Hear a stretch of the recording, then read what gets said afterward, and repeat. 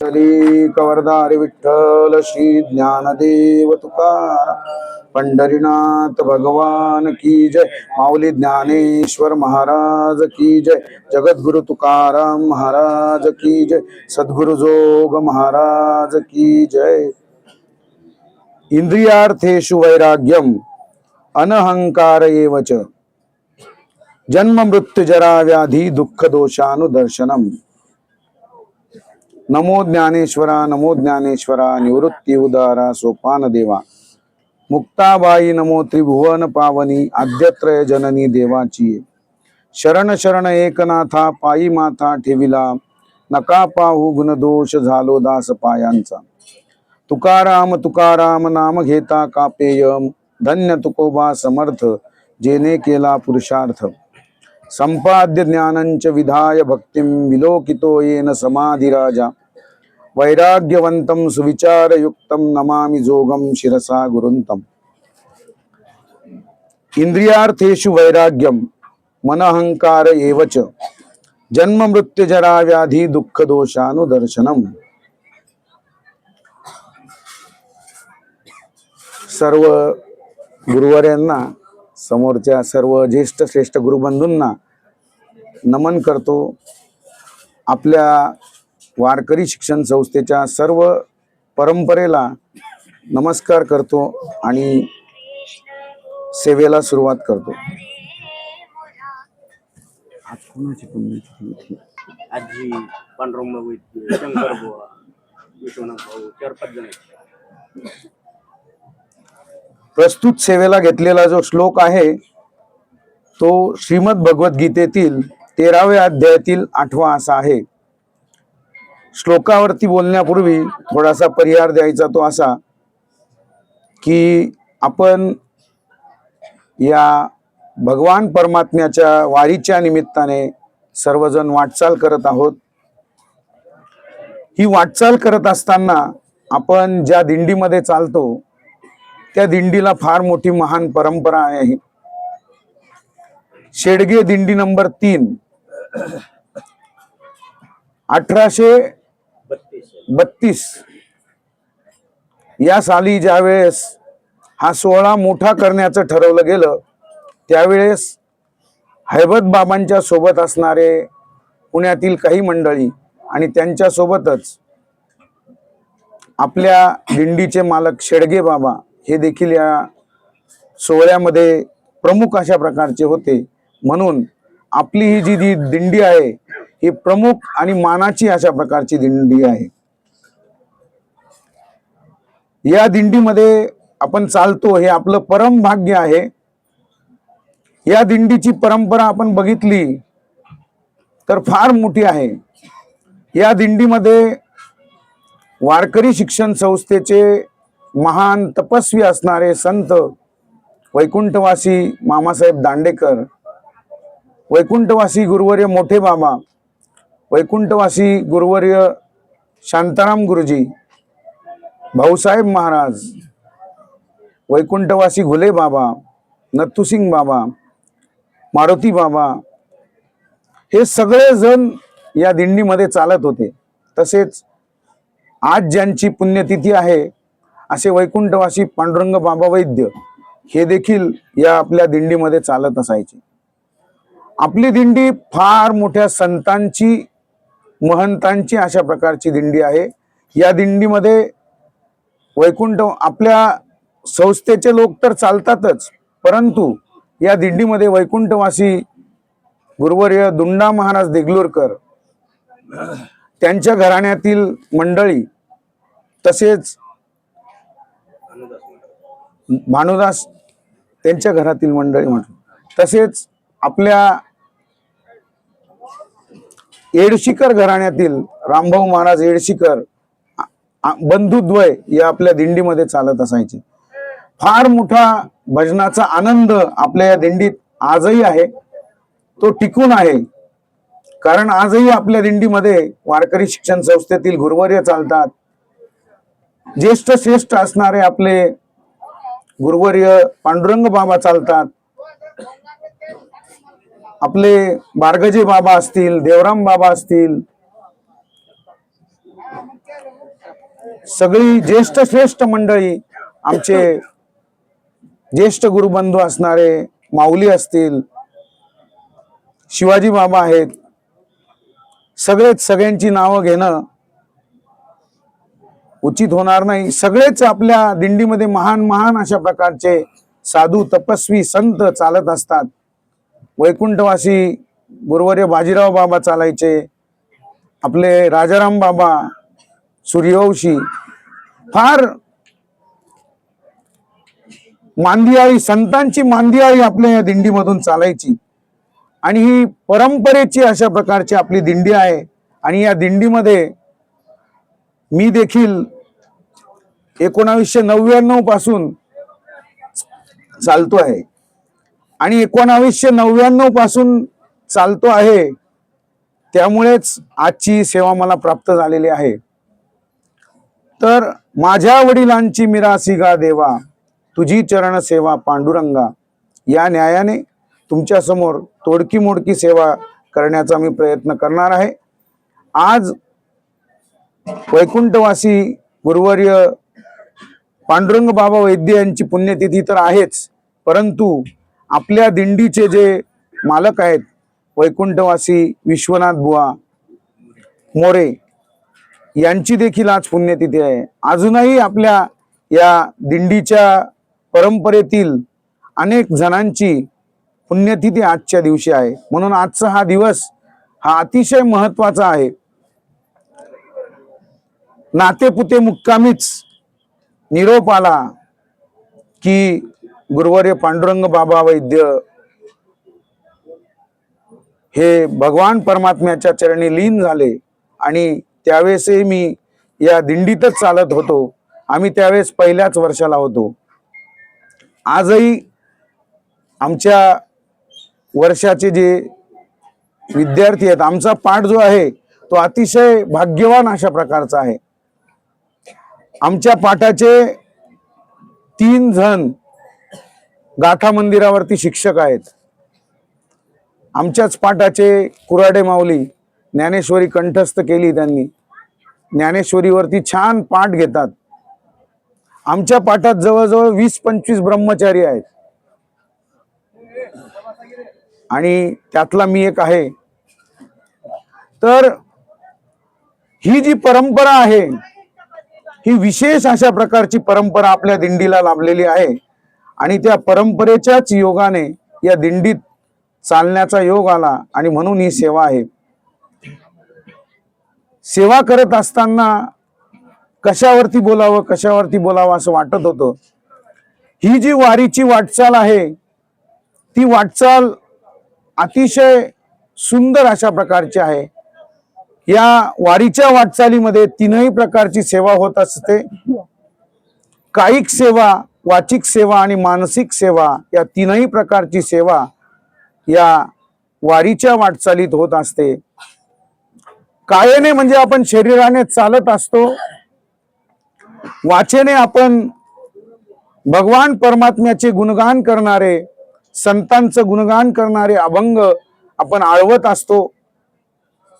आणि मनाने त्या पंढरपूरच्या पांडुरंगाला भेटण्याची आस आपल्याला लागलेली असते. कायिक, वाचिक, मानसिक अशी 3ही प्रकारची सेवा या वाटचालीमध्ये होत असते. म्हणून ही वाटचाल अतिशय महत्वाची आहे. आणि या वाटचालीतच वैकुंठवासी गुरुवर्य पांडुरंग बाबांची आज पुण्यतिथी असल्या कारणामुळे संतांचंच काही वर्णन करावं असं माझ्या मनात आलं. आणि म्हणून या श्लोकाचा प्रपंच या ठिकाणी आहे. श्लोक: इंद्रियार्थेषु वैराग्यम अनहंकार एवच जन्म मृत्यू जरा व्याधी दुःख दोषानुदर्शनम. हा संतांचं लक्षण सांगणारा श्लोक आहे. या संतांचं वर्णन का करायचं असा जर आपण विचार केला तर संतांचं वर्णन का करायचं, तुकोबाराय सांगतात, घेता सज्जनांची नावे. काय होतो मनुष्य सज्जनांची नावे घेतल्यावर? पुण्यवंत होतो.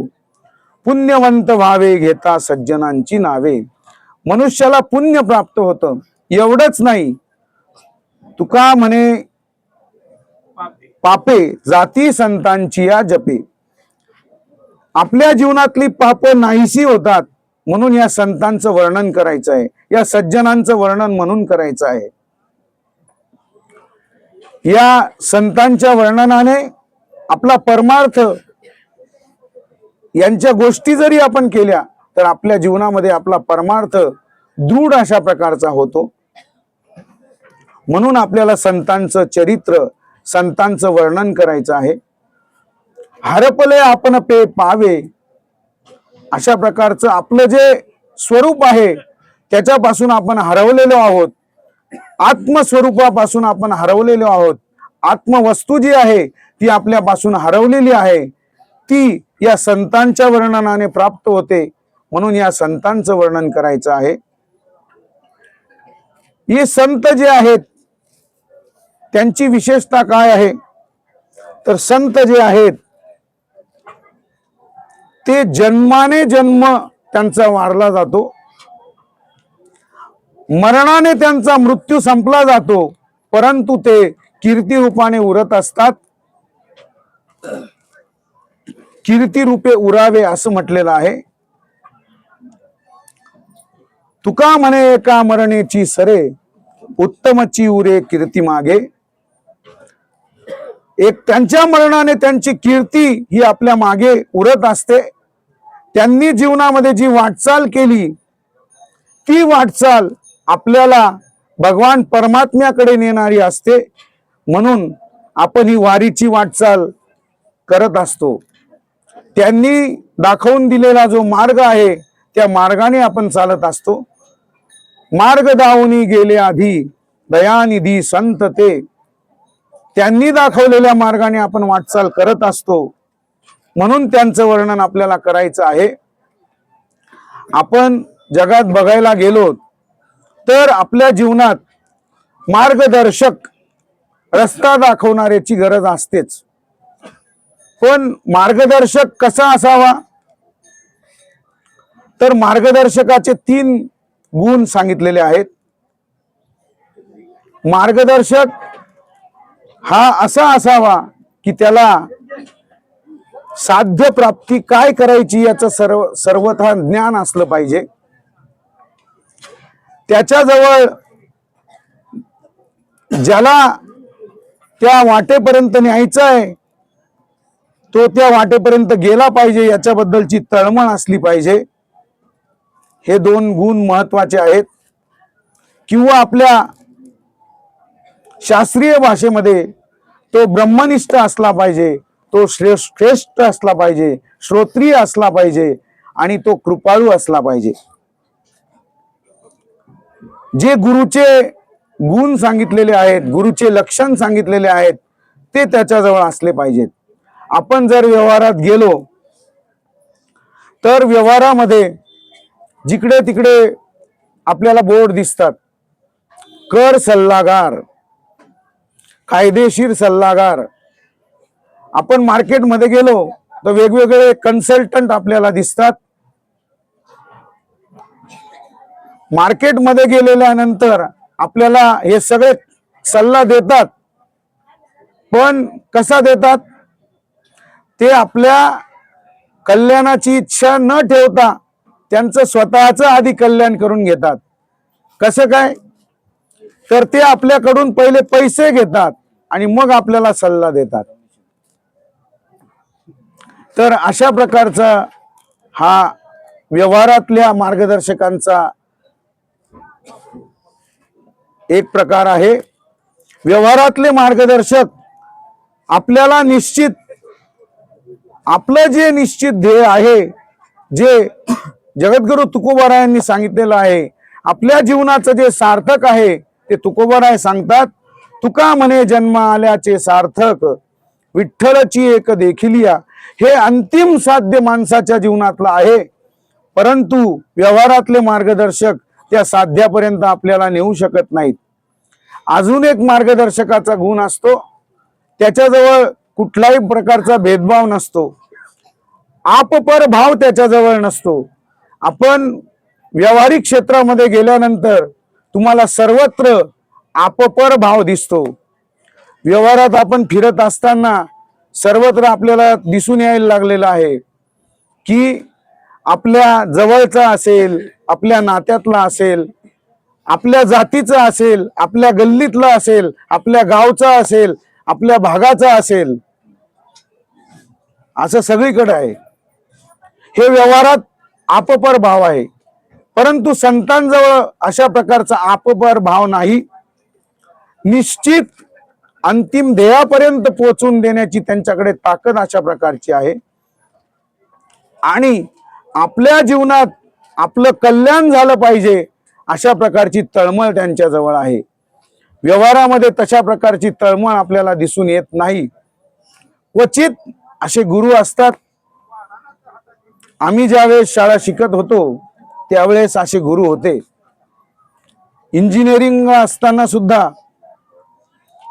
आमच्या सोबत आम्हाला जे गुरुजी होते त्यांचे काही वाक्य अजून आमच्या कानावर आहेत. कारण त्यांची शिकवण्याची तेवढी तळमळ होती. तर अशा प्रकारचे गुरु क्वचितच आपल्याला व्यवहारात दिसून येतात. परंतु परमार्थातले जे गुरु आहेत ते निश्चित ध्येयापर्यंत पोहोचवतात. आपपर भाव त्यांच्या जवळ नसतो. ज्याप्रमाणे गंगा नदी तिच्याकडे पाणी प्यायला आलेला तो कसा आहे काय आहे ते बघत नाही. गंगा नदी चांगल्या माणसालाही पाणी पाजते आणि वाईट माणसालाही पाणी पाजते. उच्च वर्णीयालाही पाणी पाजते आणि नीच वर्णीयालाही पाणी पाजते. आपपर भाव त्या गंगेजवळ नसतो. वृक्ष सावली देताना विचारत नाही की तुम्हाला पाणी टाकलं होतं की नाही. त्याच्यावर घाव घालणाऱ्यालाही ते वृक्ष सावली देत असतात.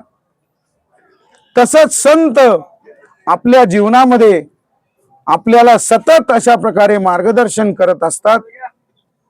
आणि जगाच्या कल्याणा संतांच्या विभूती, देह कष्टविती परोपकारे, अशा प्रकारे त्यांचं स्वतःचं जीवन कष्टामध्ये घालून आणि जगाच्या कल्याणासाठी ते झटत असतात. असा हा संतांचा मार्ग आहे. आपण श्लोक घेतला आहे, इंद्रियार्थेषु वैराग्यम अनहंकार एवच जन्म मृत्यू जरा व्याधी दुःख दोषानुदर्शनम. या श्लोकामध्ये संतांची लक्षणं सांगितली.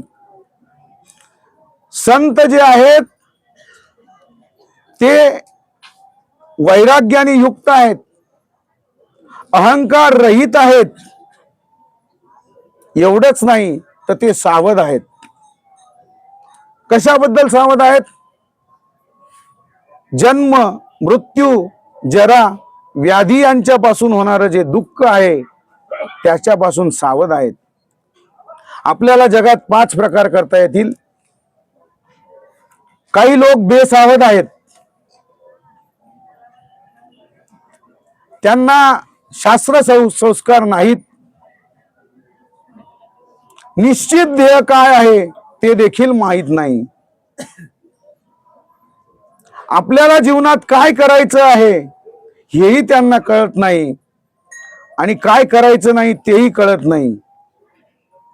अशा प्रकारचे बेसावध असणारा काही वर्ग आहे. त्याला शास्त्र पामर असं म्हणतं.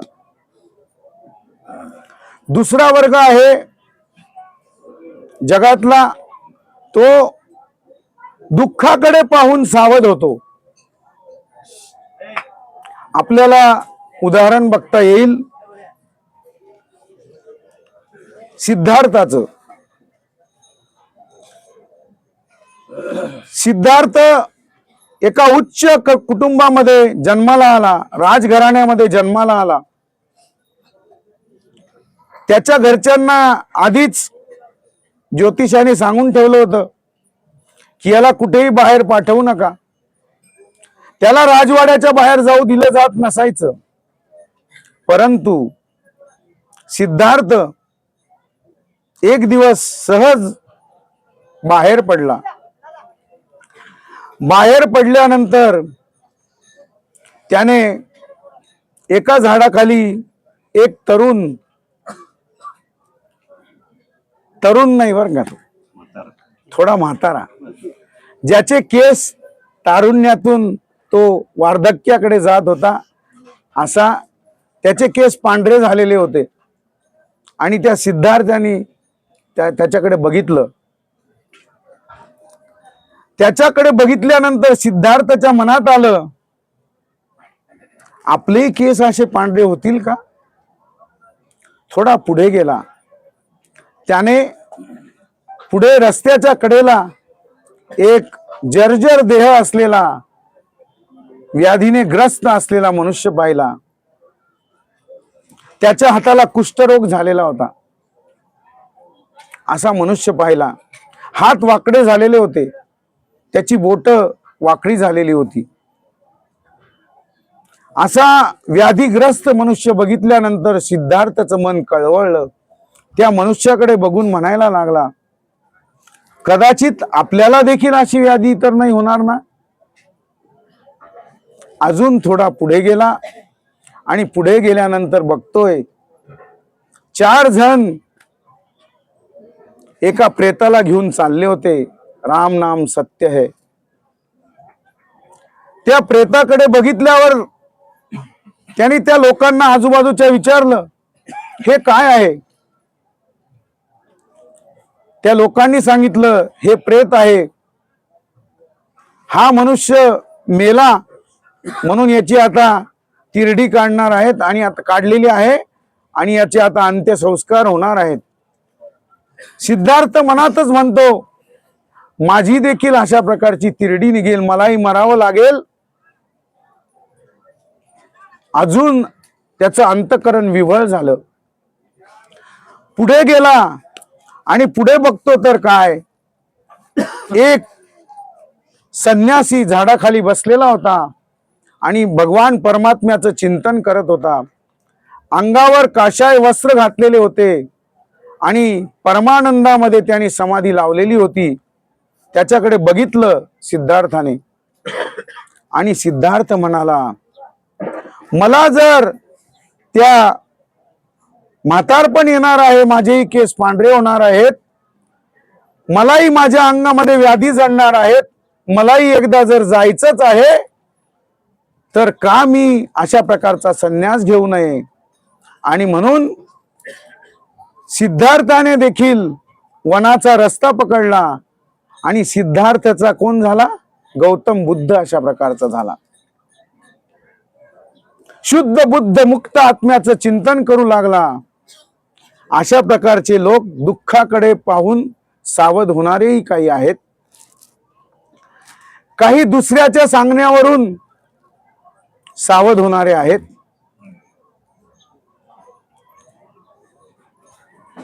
आपल्याला नवनाथ ग्रंथामध्ये एक कथा येते गोपीचंद राजाची. मैनावती त्याच्या आईचं नाव. मैनावती भगवान परमात्म्याचं चिंतन करणारी आहे आणि आपला मुलगा जो आहे तो गोपीचंद गादीवर बसलेला आहे, राज्याचा आस्वाद घेतो आहे.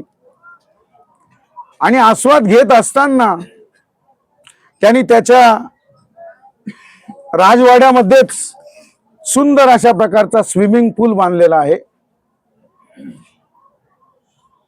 आणि तो त्याच्या राज्यातीलच असणाऱ्या त्याच्या ज्या पत्नी आहेत, राजा असल्या कारणामुळे अनेक पत्नी होत्या, त्यांच्या सोबत त्या स्विमिंग पूल मध्ये तो विहार करतो आहे. आणि आपली माता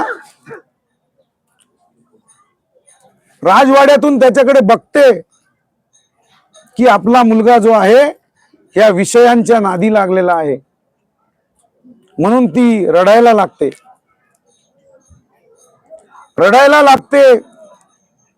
आणि या गोपीचंदाचं लक्ष आपल्या आईकडे जातं. आईकडे गेल्यानंतर तो सगळं ते बाजूला सारतो आणि आपल्या आईकडे जातो. आईला विचारतो, आई, एवढ्या सुख समाधानात तू असताना, एवढ्या राज्यामध्ये सगळ्या गोष्टीची सुबत्ता असताना तू रडते आहेस, तुला कुठल्या प्रकारचं दुःख आहे? त्याची आई त्याला उपदेश करते, त्याला सांगते की आपला जो जन्म आहे तो कशासाठी आहे? हा जन्म भगवान परमात्म्याचं दर्शन घेण्यासाठी आहे. म्हणून त्या भगवान परमात्म्याचं तू दर्शन घेतलं पाहिजेस, या विषयांच्या नादी लागायला नको. म्हणून त्या मैनावतीचं गोपीचंद राजाने ऐकलं आणि त्यांनी वनाचा रस्ता धरला आणि परमात्मा प्राप्तीकडे गेला. बघा, मदालसा माता आपण बघतो, मुलगा जन्माला घातला की ती झोका देत असताना मुलांना वैराग्याच्या गोष्टी शिकवायची. अनात्म पदार्थापासून कसं लांब गेलं पाहिजे आणि आत्माकार वृत्ती कशी बनवली पाहिजे याचं चिंतन सांगणारे अभंग आपल्या ज्ञानोबारायांनी लिहून ठेवले आहेत. सुंदर अशा प्रकारची मदालसा. आणि मदालसा त्या मुलांना लहानपणीच उपदेश करते आणि एक एक मुलगा त्या आईचा उपदेश मानतो आणि वनांतराला जाऊन भगवान परमात्म्याचं स्मरण करतो. दुसऱ्याचं सांगून ऐकणारे असेही काही सावध असणारे लोक आहेत. काही लोक या जगतात जन्मताच सावध आहेत. शुकाचार्य मुनींचं आपल्याला उदाहरण घेता येईल. ब्राह्मणाचे एक पोर या खेळासी भ्याले, 12 वर्ष लपाले रे, कापत कापत बाहेर आले, नागवेची पळून गेले रे. शुकाचार्य जन्माच्या आधीच त्या भगवान परमात्म्याच्या ज्ञानाने युक्त अशा प्रकारचे आहेत. दुसरं आपल्याला उदाहरण घेता येईल हस्तामलकांचं. हस्तामलक नाथबाबांचं समग्र वाङ्मय आपल्या बाबांनी प्रकाशित केलेलं आहे. हस्तामलकाचं सुंदर अशा प्रकारचा ग्रंथ आहे, जरूर वाचला पाहिजे. हस्तामलकाचं चरित्र मी पैठणला होतो बरं का माऊली. 94 साली 1 महिन्याच्या शिबिराला गेलो होतो. मारुतीबुवा आगरकर त्यांनी हस्तामलक सांगितलं. हस्तामलक जन्मताच ज्ञानी, परंतु 8 वर्षाचं वय झालं, या जगताचा काही संबंध नाही. आपलं जीवन कसं चाललंय काही माहित नाही. कधी आंघोळ करायचे, कधी करत नसायचे. पडे रहो महात्मा, बाबांच्या भाषेत जैन महामुनी. कुठल्याच प्रकारचे कपडे अंगावर नाहीत. अशा प्रकारचं हस्तामलकांचं जीवन. 8 वर्षाचं वय झालं, आपल्या आईला काळजी लागली, काय होईल माझ्या बाळाचं. परंतु एक दिवस उजाडला आणि त्या गावामध्ये आद्य शंकराचार्य येणार आहे अशी बातमी लागली. अशी बातमी लागल्याबरोबर हस्तामलकाची दिनचर्या बदलून गेली. सुंदर अशा प्रकारचं स्नान सकाळी सकाळी हस्तामलकांनी केलेलं आहे.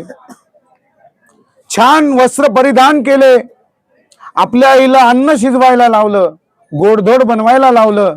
आज आपल्या गावात आद्य शंकराचार्य येणार आहेत म्हणून आईला गोडधोड बनवायला लागलं.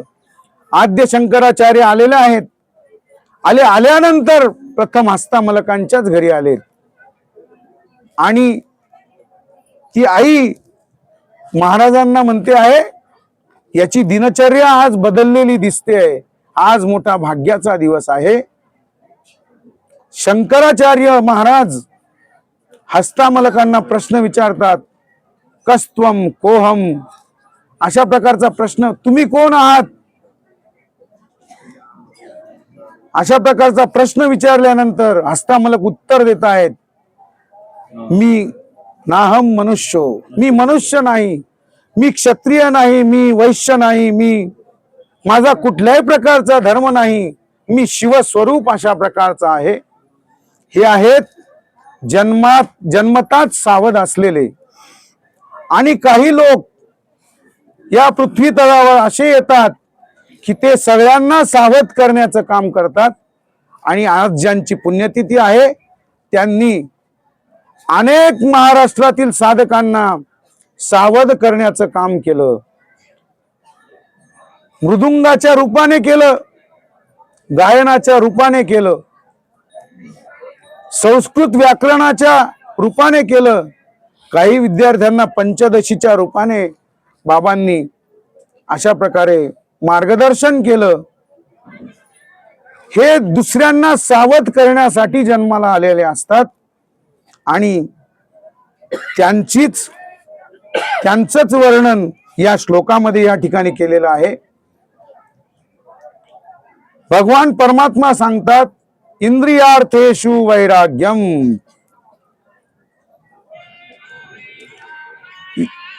इंद्रियाचे जे अर्थ आहेत त्याच्या ठिकाणी वैराग्य असणं.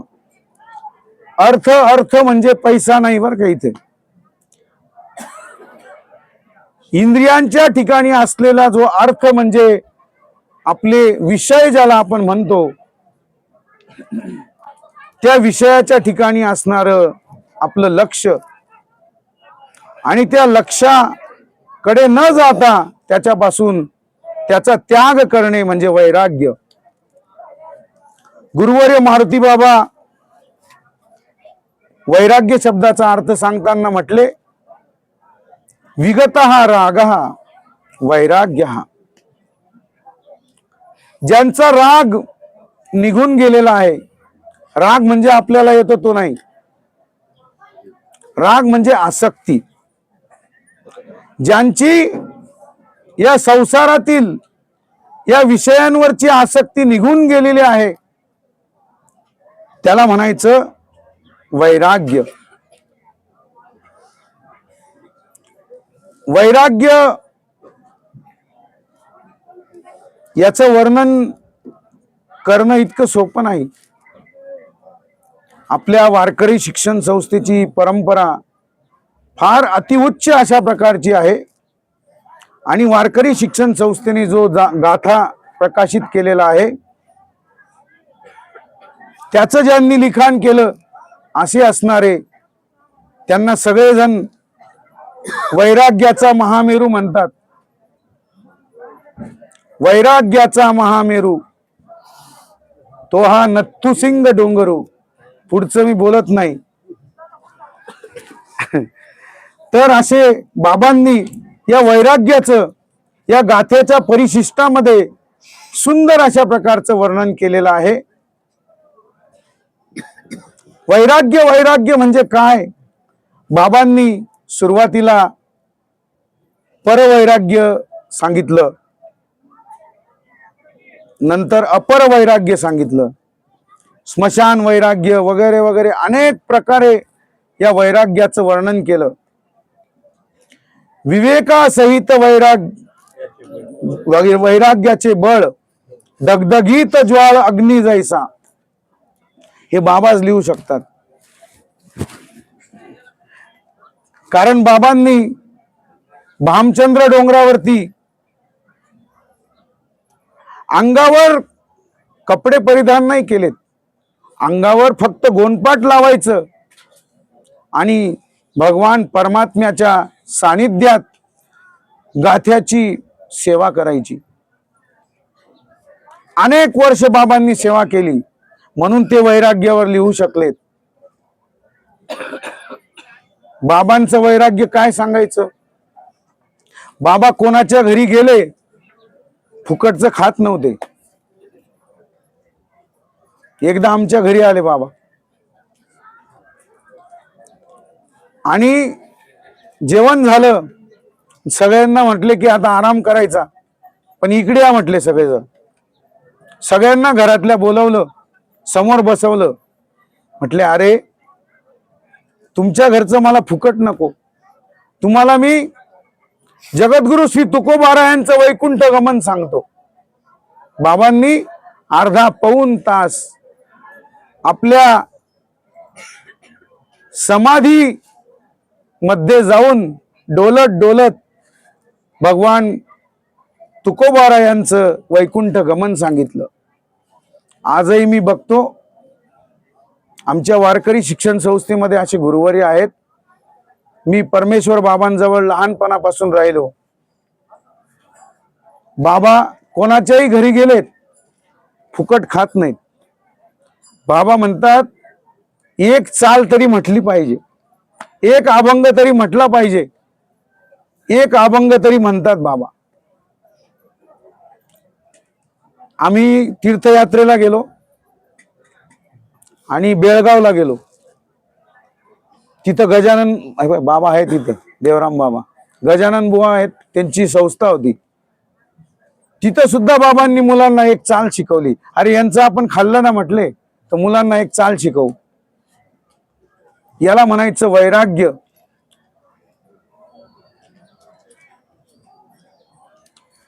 नत्थूसिंग बाबांनी वैराग्य शब्दावरती सुंदर अशा प्रकारचा भर दिलेला आहे.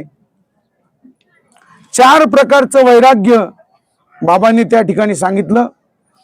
यतमान वैराग्य, व्यतिरेक वैराग्य, एकेंद्रिय वैराग्य आणि वशीकार संज्ञक वैराग्य. यतमान वैराग्य कशाला म्हणायचं तर आपल्या मनामध्ये जो साधक असतो त्याच्या मनामध्ये भगवान परमात्मा प्राप्तीची इच्छा, शुभेच्छा निर्माण होणं, याला यतमान वैराग्य म्हटलेलं आहे. व्यतिरेक वैराग्य, छान असं उदाहरण व्यतिरेक वैराग्य करता सांगितलं जातं. सर्प आणि मुंगूस यांची लढाई चाललेली असते. कधी सर्प त्या मुंगुसावरती घाला घालतो, कधी मुंगूस त्या सर्पावरती घाला घालतो. आपल्या जीवनामध्ये देखील अशा प्रकारचे विकार रूपी सर्प आपल्या जीवनात घाला घालण्याचा प्रयत्न करत असतात. साधक विकार रूपी सर्प ज्या वेळेस आपल्याला दंश करायला लागतो तो हा मुंगूस रूपी जो साधक आहे तो मुंगूस ज्याप्रमाणे एका वेलीचा आश्रय घेतो आणि त्या वेलीतील रस सेवन करतो आणि विशिष्ट ताकद प्राप्त करून घेतो, त्याप्रमाणे साधक आपल्या जीवनामध्ये संत रूपी वेलीला चिटकतो आणि संतांकडून सांगितलेल्या शब्दांवर चालण्याचा प्रयत्न करतो. हे जे प्रयत्न करणं आहे याला व्यतिरेक वैराग्य म्हटलेलं आहे. याच्याही पुढे जाऊन एका ग्रंथात मी वाचलेलं सांगतो की हा साधक रूपी जो मुंगूस आहे तो संत रूपी वेलीकडून विचार रूपी रस सेवन करतो आणि आत्मलाभ प्राप्त करून घेतो. असा जो साधक आहे तो व्यतिरेक वैराग्यवान असतो. एकेंद्रिय वैराग्य, बाह्य इंद्रियांपासून आपल्या मनाला आळवणं, याला एकेंद्रिय वैराग्य म्हटलेलं आहे. आणि शेवटचं आहे वशीकार संज्ञक वैराग्य. संस्कृत विचारसागरामध्ये याचे 3 प्रकार केलेले आहेत, पण मी थोडक्यात सांगतो. ऐहिक आणि पारलौकिक भोगांचा त्याग करणं याला वशीकार संज्ञक वैराग्य असं म्हटलं जातं. मंद, तीव्र आणि तीव्र तीव्र वैराग्य वशीकार संज्ञक वैराग्य असे 3 प्रकार केलेले आहेत. आचार्य शंकरांच्या भाषेत सांगायचं झालं तर तद्वैराग्यम जिगुप्साया श्रवण दर्शनादिभिः देहादी ब्रह्मपर्यंते यनित्ये भोग वस्तुनी. इथं सुंदर शब्द वापरलाय आचार्यांनी, जुगुप्सा. हे जे ऐहिक आणि पारलौकिक भोग आहे यांच्याबद्दल किळस निर्माण झाली पाहिजे. अशा प्रकारचं जे त्याग आहे त्याला वैराग्य असं म्हटलं जातं. आपल्याला अजूनही 3 प्रकार आपल्याला करता येतील. अनिवार्य वैराग्य, प्रयत्नपूर्वक वैराग्य आणि सहज वैराग्य. माझ्यासारखे जे आहेत ते अनिवार्य वैराग्यात जगतात. काहीच नाही तर दिखावा केला पाहिजे, जेणेकरून या संसाराचा बाध आपल्याला होणार नाही. दिखावा करून का होईना वैराग्य पाळणारे काही असतात. अनिवार्य वैराग्य. जे काही साधक असतात ते प्रयत्नपूर्वक वैराग्य अशा प्रकारे जोपासत असतात आणि जीवनामध्ये त्या भगवान परमात्म्याच्या प्राप्तीसाठी जसं व्यतिरेक वैराग्यामध्ये सांगितलं, संत रूपी वेलीला चिटकून आणि ते वर वर वर आपल्या जीवनाचा आलेख अशा प्रकारे नेण्याचा प्रयत्न करत असतात. आणि सहज वैराग्य, उदाहरण आपल्याला घेता येईल जनक राजाचं. सहज बिरागी मनमोरा अशा प्रकारे रामचरितमानस मध्ये आलेला आहे. प्रजहाती यदा कामान सर्वान पार्थ मनोगतान. अशा प्रकारचं ज्यांचं जीवन, सभेमध्ये शास्त्रार्थ चालू आहे आणि शास्त्रार्थ चालू असताना त्यांच्या सिंहासनाला आग लागली, परंतु जनक राजाला कळलंच नाही की आपल्या सिंहासनाला आग लागली आहे. अशा प्रकारचा तो विदेही आहे. हे आहे सहज वैराग्य. अशा प्रकारचं वैराग्य मी आमच्या गुरुवर्यांकडे बघितलेलं आहे. वैकुंठवासी घुलेबाबांची आठवण आल्याशिवाय राहत नाही.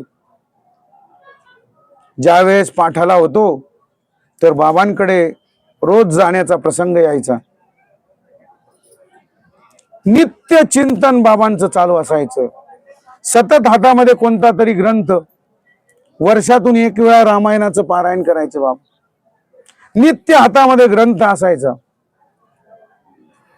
फार मोठी कृपा आहे गुरुवर्यांची.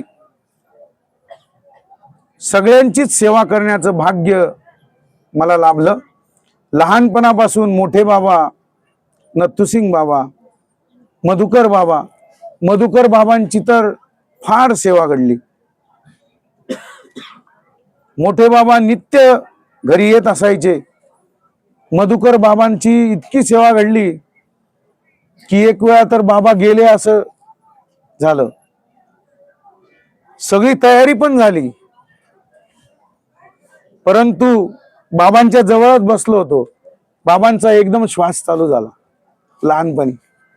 इतकी सेवा सर्व गुरुवर्यांची घडलेली आहे. अशा प्रकारचं इंद्रियार्थेषु वैराग्य सगळ्या या गुरुवर्यांचं बघायला मिळालं. वैद्य बाबांचं विशेषत्वाने वर्णन करावं लागेल. बाबा अतिशय थकलेलं शरीर असताना देखील, शेवटच्या घटका ते मोजत असताना देखील 19 दिवस आपला पाठ घेतला. आम्ही शेवटचे विद्यार्थी बाबांचे. बाबांना उठून उभं राहता येत नव्हतं, तरी फळ्यावर थरथर थरथर कापत हातावर धातू लिहायचा, तो चालवून दाखवायचा. काय बाबांची सेवा असेल. वारीमध्ये देखील याच दिंडीत चालायचे बाबा. नुसते या दिंडीत चालायचे नाही, सकाळी जागराला हजर, संध्याकाळी कीर्तनाला हजर. जागरामध्ये बाबांना अभंग असायचा, गवळण असायची. कीर्तनात उभं राहिल्यानंतर वारकरी शिक्षण संस्था म्हटलं की बाबा आणि शेजारी बोधे बाबा असायचे. वैकुंठवासी गुरुवर्य भोसरीकर माऊली शेजारी असायचे. असा तो थाट असायचा. बाबा याच दिंडीमध्ये बाबांनी अशा प्रकारे मार्गक्रमण केलं. शेवट बाबांकडनं चालणं होत नसायचं म्हणून बाबा भाड्याने गाडी करायचे आणि जागराला हजर, कीर्तनाला हजर असायचे. वैकुंठवासी गुलेबाबा देखील जागराला येऊन बसायचे. प्रेमाने सदाबुवा वारकरी बाबांना उठवायचे, बाबांना फेटा घालायचे, बाबांना उपरणं बांधायचे. हा सगळा काळ बाबांचं शरीर, वैकुंठवासी गुलेबाबांचं देखील शेवटच्या काळामध्ये सानिध्य घडलं. बाबांना दवाखान्यात नेण्याची सेवा, बाबांना औषधं देण्याची सेवा सगळं माझ्या हातून घडलं. बाबांना इंजेक्शन्स लागायचे, खूप महागडे इंजेक्शन्स, ते आणण्याची सेवा, ते फ्रीमध्ये आणायचो आम्ही. कसे मिळवायचे?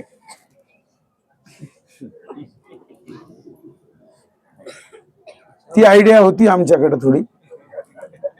तर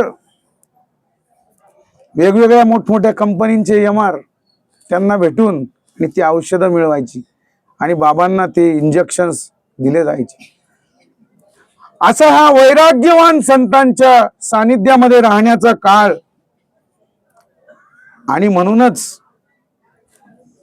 तुमच्या समोर आज बोलतोय. इंद्रियार्थेषु वैराग्यम अनहंकार एवच, अहंकार रहित जीवन. मोठे बाबा किती मोठे होते हो, परंतु लहान मुलासारखं जीवन. प्रसंग आठवतो, संचेती हॉस्पिटलमध्ये बाबा आले. कोणाला ओळखत नव्हते बाबा, मोठे बाबा, पण बाबा आले भेटायला. बाबांनी शब्द काढला गाथा मंदिर आणि बाबा सगळ्यांना ओळखायला लागले. काय जीवन होतं या संतांचं. जीवन संस्थेसाठी अर्पण केलं.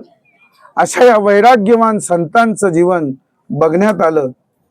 इंद्रियार्थेषु वैराग्यम अनहंकार एवच, अहंकार रहित जीवन. लहान मुलासारखं राहतात,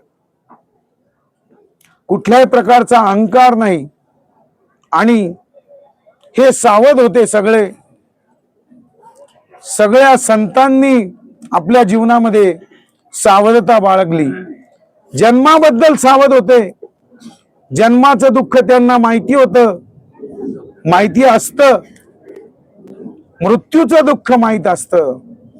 जरा म्हातारपणाचं, वार्धक्याचं दुःख त्यांना माहिती असतं. व्याधी याचंही दुःख माहिती असतं. त्याचं अनुदर्शन त्यांनी केलेलं असतं. अशा प्रकारचं अनुदर्शन जीवनामध्ये ते करत असतात. ज्याप्रमाणे व्यवहारामध्ये आपण बघतो, आपल्याला साधी गाडी वापरायची असेल तर त्या गाडीचं आपल्याला रेग्युलर मेंटेनन्स ठेवावा लागतो, रुटीन मेंटेनन्स करावा लागतो. ती बिघडू नये म्हणून प्रिव्हेंटिव्ह मेंटेनन्स करावा लागतो.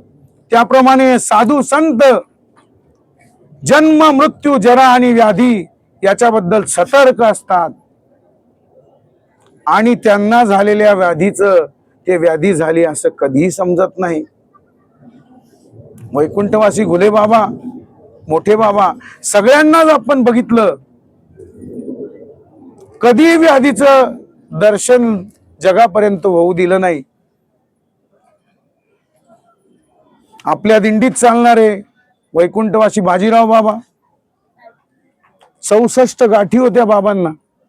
शेवटच्या काळात त्र्यंबकेश्वरला आले बाबा, पण बाबांच्या चेहऱ्यावर दुःखाचा लवलेश देखील नव्हता. गुले बाबा, बाबांना ॲनिमिया सारखा दुर्धर अशा प्रकारचा कॅन्सर जडला होता. कोणाला माहितही होऊ दिलं नाही बाबांनी. आणि स्वतःही बाबांनी कधी त्याचं दर्शन लोकांना घडू दिलं नाही. अशा प्रकारचं अनुदर्शन हे संत साधू करत असतात. आणि या म्हणूनच या श्लोकाचा प्रपंच होता. तर अशा प्रकारे या संतांची जी लक्षणं आहेत ती आपल्याही अंगात बाणावीत आणि त्या संतांच्याच वाटेवर आपण जन्मच्या जन्म चालत राहावं आणि त्या भगवान परमात्म्याची प्राप्ती करून घ्यावी. हीच त्या संतांची पुण्यतिथी आहे असं आपण समजूयात. बाबांचं चरित्र 2 मिनिटात. बाबा नरखेड या गावचे होते, वैद्य बाबा आपले. 1932 मध्ये बाबांचा जन्म झाला. लहानपणापासून बाबा शिक्षणात बाबांचा रस नव्हता, पण लहानपणापासून बाबा अभंग ओव्या पाठ करायचे. कोणालाही विचारायचे अभंग पाठ करायचे, ओवी विचारायचे, ओव्या पाठ करायचे. 12 वर्षाचे असतानाच बाबांचं इतकं पाठांतर झालं, निरक्षर असताना बाबांचं इतकं पाठांतर झालं की त्यांना एका कीर्तन करण्याचा मान मिळाला 12व्या वर्षी. 12व्या वर्षी बाबा पैठणला पायी चालत गेले. पैठणवरून सोहळ्यामध्ये नारायणबुवा गोसावी यांच्या बरोबर गेले. नारायण बाबांनी त्यांना त्यांच्या कीर्तनात पखवाज वाजवायला लावला. 13-14 वर्षाचे असतानाच बाबा तरबेज झाले. पुन्हा घरी गेले, पुन्हा पैठणच्या वारीत आले आणि मग पैठणहून पंढरपूरला पोहोचल्यानंतर बाबा चातुर्मास राहिले. आणि बाबांचा जीवनक्रम, पारमार्थिक जीवनक्रम वाढीस लागला. बाबांना वारकरी शिक्षण संस्थेची माहिती झाली, पण बाबांजवळ पुरेसे पैसे नव्हते. म्हणून थोडेसे बाबांनी पैसे जमवले, पुण्यापर्यंत गेले आणि पुण्याहून आळंदीला पायी चालत गेले. आणि गेल्यानंतर वारकरी शिक्षण संस्थेमध्ये मामासाहेबांची भेट झाली. वैकुंठवासी गुरुवर्य मोठे बाबांची भेट झाली आणि बाबा संस्थेत बसायचं म्हणायला लागले, परंतु बाबांना अक्षर ओळख नव्हती. म्हणून वयाच्या 16व्या वर्षी पहिल्या वर्गामध्ये ज्ञानेश्वर विद्यालयामध्ये मोठे बाबांनी ऍडमिशन घेऊन दिली. वयाच्या 16व्या वर्षी बाबा शिकायला लागले, शालेय शिक्षण घ्यायला लागले.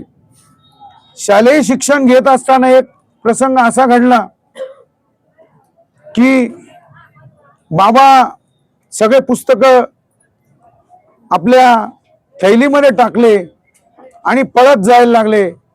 जोरात वारा आला, पाऊस आला आणि पावसामध्ये भिजले आणि पळत पळत जात होते. जात असताना बाबांचं संस्कृतचं पुस्तक चिखलामध्ये पडलं. बाबांचं लक्षच नाही. योगायोग असा मागून मामासाहेब येत होते आणि मामासाहेबांनी ते पुस्तक उचललं आणि पुस्तक उचलल्यानंतर आपल्याकडे ठेवून घेतलं आणि नंतर देवदास धर्मशाळेत गेले आणि बाबांना ते पुस्तक दिले आणि सांगितलं, बाळ आपल्या जवळची पुस्तकं नीट सांभाळावीत. आणि तोच बाबांच्या जीवनातला अनुग्रह ठरला आणि बाबांना मामासाहेबांनी वारकरी शिक्षण संस्थेमध्ये 4 वर्षाच्या अभ्यासक्रमाला बसवून घेतलं. 8 ठेवलं. बाबांचा 4 वर्षाचा अभ्यासक्रम पूर्ण झाला आणि झाल्याबरोबर थोड्याच दिवसात मोठे बाबांनी त्यांना वारकरी शिक्षण संस्थेमध्ये शिक्षक म्हणून घेतलं. बाबांकडे विशेष गुणवत्ता होती मृदुंगाची. बाबा गणपत बाबा सातपुते यांच्याकडे आधी शिकले, स्वामी महाराजांचे शिष्य, आणि त्याच्यानंतर मग वैकुंठवासी बाबूराव महाराज डवरी यांच्याकडे ते शिकले. आणि ही मृदुंगाची कला बाबांनी आत्मसात केल्यानंतर ह्या महाराष्ट्रात असा तालुका नाही, असा जिल्हा नाही की ज्या ठिकाणी बाबांचा शिष्य नाही. आणि बाबा कुठल्याही प्रकारची खूप काही फी घ्यायची नाहीत.